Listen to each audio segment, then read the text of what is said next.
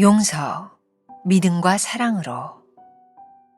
누가복음 23장 34절, 로마서 5장 8절.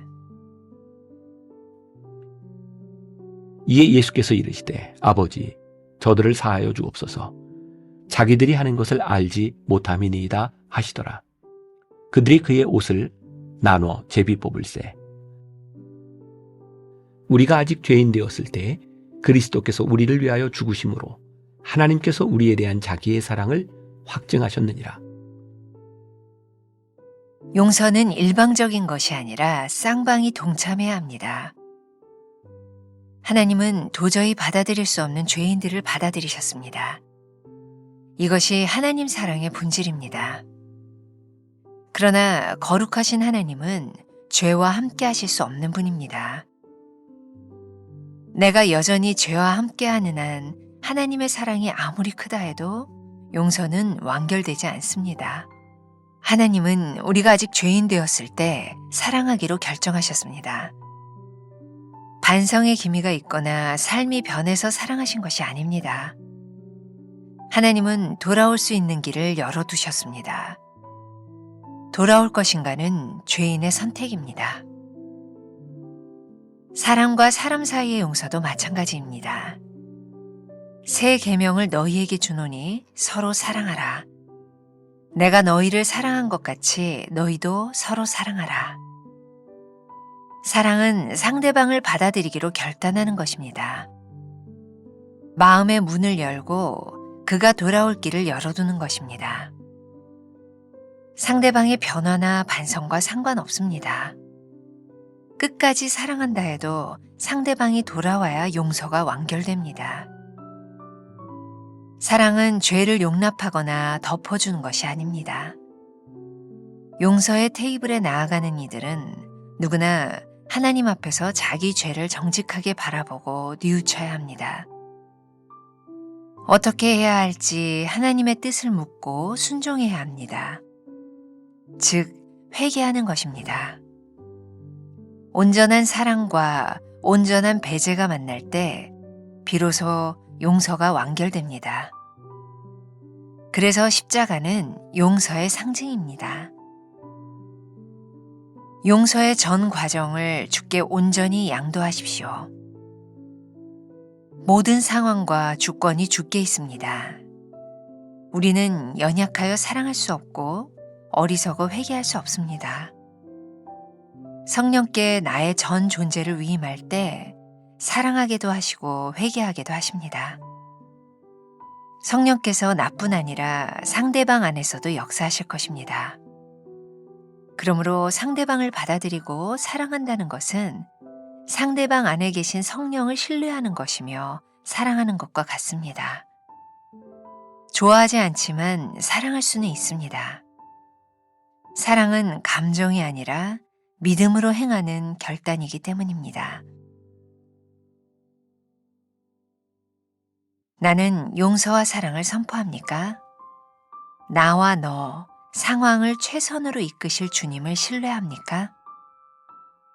용서의 전 과정을 주께 위임하며 사랑하기로 결단합니까? 오늘은 4월 3일 용서, 믿음과 사랑으로 라는 제목으로 말씀을 나누어 보겠습니다. 자, 쭉 사순절을 지나며 십자가의 여정, 또 가상 7원에 대한 말씀을 나누고 있는데 이 용서로 가는 놈이 얼마나 힘든 일인지 어제에 이어서 오늘도 함께 여러분들과 더 용서에 대한 이야기를 나누어 보려고 합니다. 자, 여러분들 묵상집에 보면 굉장히 중요한 이야기로 시작을 하고 있어요. 용서는 일방적인 것이 아니라 쌍방이 동참해야 합니다. 어떻게 보면 용서라고 하는 것이 그냥 일방적으로 용서해버려, 이렇게 끝나는 것이라면 조금은 쉬울지 모르겠어요. 물론 그것도 힘들지만.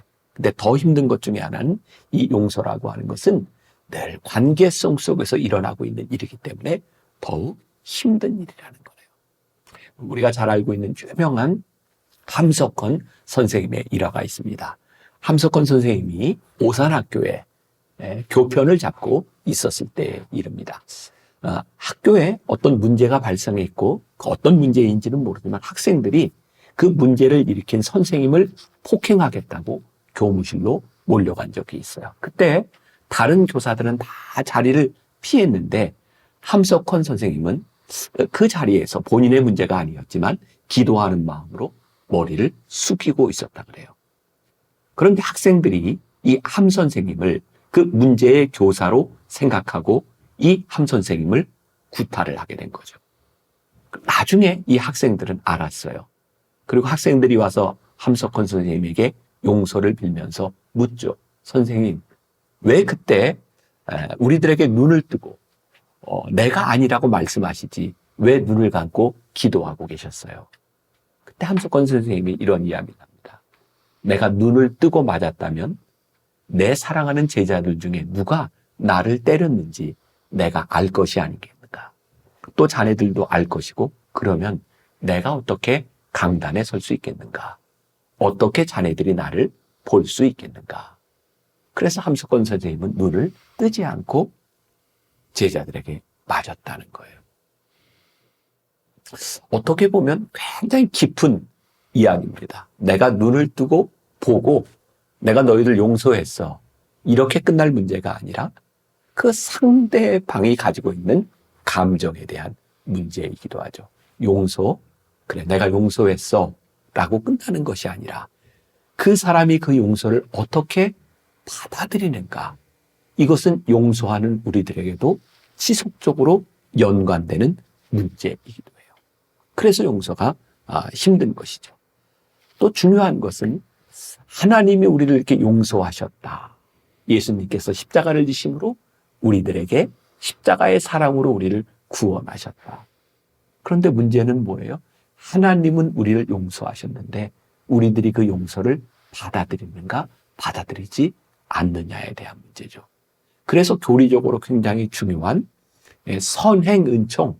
하나님은 이미 우리들에게 선행적으로 은총을 다 베풀어 주셨지만 그 용서를 받아들이느냐 받아들이지 않느냐에 대한 문제는 우리의 의지에 대한 문제인 거예요.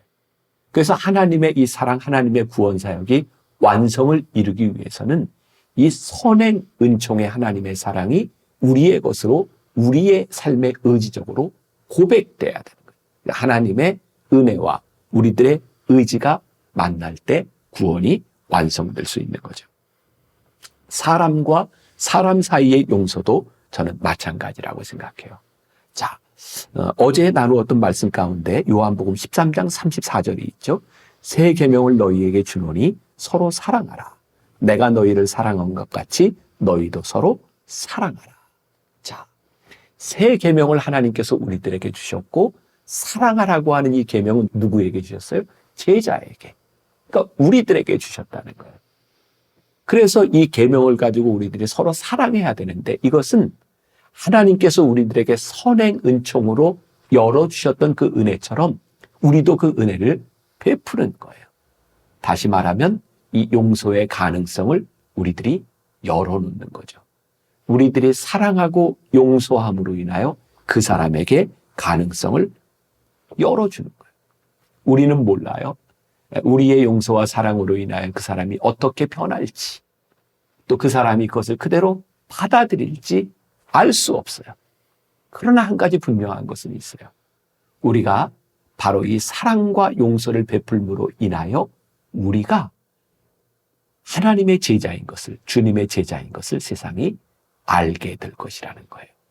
힘든 일이지만 그래서 용서와 사랑은 상대방의 반응에 기초하는 것이 아니라 우리들이 믿고 있는 믿음의 근거에서 우리들이 사랑하고 용서할 수 있는 일이죠. 여러분들에게 어쩌면 오늘 이 말씀이 여러 가지 문제를 해결해 주리라고 생각해요. 우리의 용서를 가장 힘들게 했던 게 그렇잖아요. 나는 용서했는데 저놈은 변하지 않아. 그게 힘든 거예요. 나는 사랑하는데 내 사랑이 무가치한 것처럼 여겨져. 근데 중요한 것은 우리가 해야 할 일을 통하여 상대방에게 가능성을 열어놓는 것이라는 거죠. 우리가 만일 용서하지 않는다면 어떤 일이 일어날까? 자, 후안 카를로스 오르티지 목사님의 책에 나오는 이야기입니다. 사단은 하나님의 사람들을 죽일 수 없습니다. 단지 상처를 입힐 뿐입니다.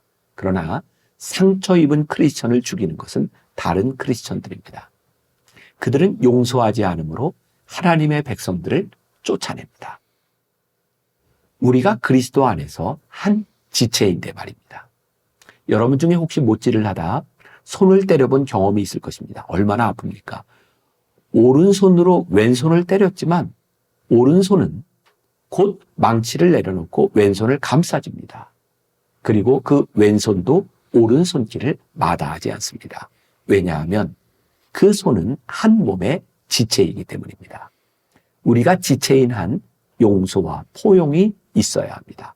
그렇게 하지 않으면 자신의 몸에 해가 되기 때문입니다. 굉장히 좋은 예화죠. 우리가 왜 용서해야 돼요? 우리가 왜 사랑해야 돼요? 한 지체이기 때문이에요. 우리가 감싸줘야 하는 거예요. 그리고 우리들이 용서하고 사랑함으로 인하여 그 사람에게 새로운 생명의 가능성을 열어주는 거예요.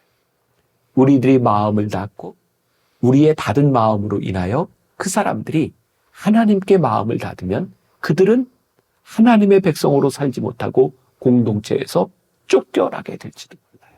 그러니 나를 아프게 한 사람을 내가 감싸는 것이 우리 지체의 원리라는 말이에요. 굉장히 좋은 말이라는 생각이 들어요. 우리가 왜 용서해야 되는가? 우리가 왜 믿음과 사랑으로 감싸야 하는가? 자, 오늘 여러분들 묵상집 마지막 문단에 용서의 전 과정을 주께 온전히 양도하십시오. 이 말씀도 우리들이 꼭 새겨들어야 될 부분이에요. 하나님께 이 모든 과정을 양도하십시오. 자, 우리의 오류, 우리가 사랑하고 용서하기 참 힘든 것 중에 하나는 우리가 이렇게 했으니 우리가 여기에 합당한 결과를 우리들이 얻어야 된다고 생각할 때가 많이 있어요. 근데 사실 하나님은 우리들에게 내가 이런 결과를 얻으라 라고 말씀하시기보다 내가 이 말씀대로 살아라 라고 우리들에게 말씀하시는 거죠. 그때 순종이 가능해요. 만일 우리들이 결과를 바라보고 우리들이 살아간다면 순종하지 못할 일이 참 많이 있어요. 우리는 말씀대로 살아가지만 말씀대로 살아가지 않는 사람들. 우리는 빛 가운데 걸어가지만 이 어둠이 있는 세상 가운데서 우리가 어떻게 말씀대로 살아갈 수가 있겠어요? 순종은 결과를 바라보는 것이 아니라 모든 과정을 하나님께 양도하는 것이다. 굉장히 멋진 말이겠죠. 용서의 모든 과정을 여러분들이 하나님께 양도한다면 어제 말씀과 이어서 우리가 용서의 아마추어일지는 모르지만 용서의 삶으로 우리의 발걸음을 떼놓을 수 있지 않겠습니까? 기억하십시오. 용서의 모든 과정을 하나님께 양도하고 용서의 과정에 한번 들어가 보면 어떨까요? 기도하겠습니다. 용서가 참 힘이 듭니다. 나는 용서하지만 그것을 받아들이지 않는 사람들로 인하여 더욱 힘이 듭니다. 그런데 오늘 우리들에게 말씀을 통해 답을 주셨습니다. 가능성을 열어놓는 일이라고. 이 모든 과정을 하나님께 양도하면 할 수 있다고. 그래서 오늘 이 순종의 발걸음을 내딛는 하루가 되게 하여 주옵소서. 예수님의 이름으로 기도했습니다. 아멘.